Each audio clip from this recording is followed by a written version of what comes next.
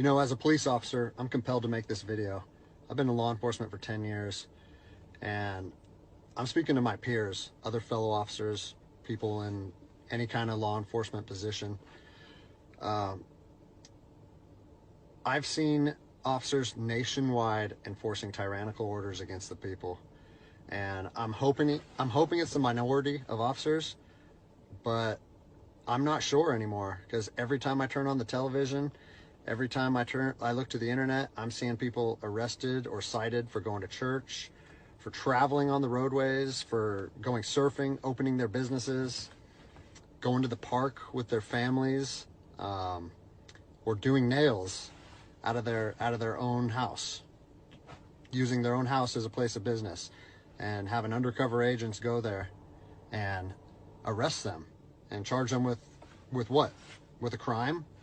I don't know what crime people are committing by doing nails in their own house, but we're seeing this more and more and more, and we need to start looking at ourselves as officers and thinking, is what I'm doing right?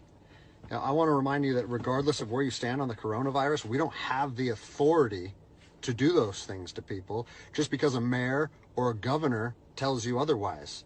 I don't care if it's your sergeant or your chief of police. We don't get to violate people's constitutional rights because somebody in our chain of command tells us otherwise. It's not how this country works. Those are de facto arrests. You know, we're violating people's rights and taking money from them, or even worse, arresting them and depriving them of their freedom when they are exercising their constitutional rights. So let's talk about that.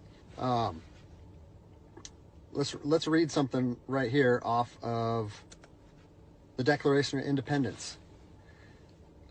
All men are created equal.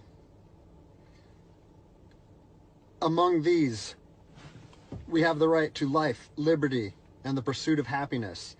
That to secure these rights, governments are instituted among men, deriving their power from the consent of the governed, meaning our power and any government official's power is derived from the people. Okay? We don't hold power over our citizens. It's contradictory to everything that our country stands for. And this is what I'm seeing. First Amendment rights, telling people they can't go to church, freedom of religion. Okay? Telling people they can't protest, freedom of assembly. Fourth Amendment violations, illegal traffic stops to check for papers. What are you, the Gestapo? Is this 1930s Nazi Germany? You don't get to stop people unless you have reasonable suspicion or probable cause that they have committed a crime. And I know people that have personally been stopped saying, we want to see papers showing that you're essential. David 2, copy a phone call. That is not how our job works, okay? What really has been pissing me off lately is the fact that these officers that are going out here and enforcing these tyrannical orders, what they're doing is they're making my job and my safety, or they're putting my job and my safety at risk. Because what you're doing is you're widening the gap between public trust and law enforcement officers.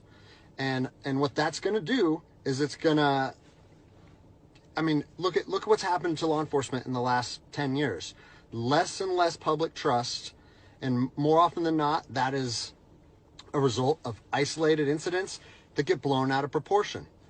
They're not isolated anymore. They're happening every single day. And the thing that I want you guys to realize is that our power that we hold as law enforcement officers is nothing more than a facade. It's a badge and a gun.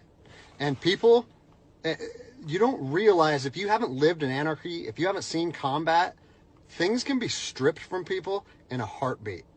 And that's what I'm afraid of. I'm afraid that these actions are going to wake a sleeping giant, i.e. the American people, okay?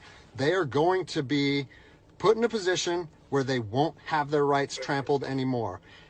And us as law enforcement officers, we'll have our ability to enforce the law stripped from us in about 10 minutes. Okay? I think what is going to happen if this continues is we're going to see bloodshed in the streets. Okay? I don't want to see bloodshed in the streets on either side of this coin. I don't want to see fellow officers get injured or killed, and I certainly don't want to see citizens get injured or killed. And I promise you, most of you out there doing these tyrannical acts against our citizens, you're not ready for combat. You're not mentally or physically ready for combat in the first place. I promise you, you don't want to go through that, and I hope I never have to go through that again. You don't get to just say, well, I'm doing this because I was told to do so, or I'm following orders, or I need to keep this job. Guess what? I need to keep this job more than anybody. I have 3 young children. I have 2 houses. Like, I have the same sob story that the rest of you guys have. But my personal choices and my living arrangements, no matter what they are, don't allow me to trample on people's rights. And I don't understand why that concept is so hard for people to understand. Listen, you need to stand up for what's right. You need to, if you're part of a department or an agency that is asking people or asking their officers or their deputies to impose on people's rights and infringe on their freedoms, you need to step up and say, no, that's not me. That's not what I signed up for, and that's going against my oath. And if that costs you your job, so be it. At least you'll be able to look at yourself in the mirror at night. I've already expressed this to my department. And luckily for me, I come from a department that I feel like my chain of command shares my view, but I don't care what department you're part of or what your chain of command thinks. You don't get to trample on people's liberty. And so, as a special operations veteran, I've fought on the streets of Iraq under the U.S. government's guise of freedom. And I'm telling you what, the American people are going to you are going to wake a sleeping giant, and they are going to fight 10 times harder for their freedom on their soil than anything you've ever seen before. And if that's something you're willing to face, then keep trampling on people's rights.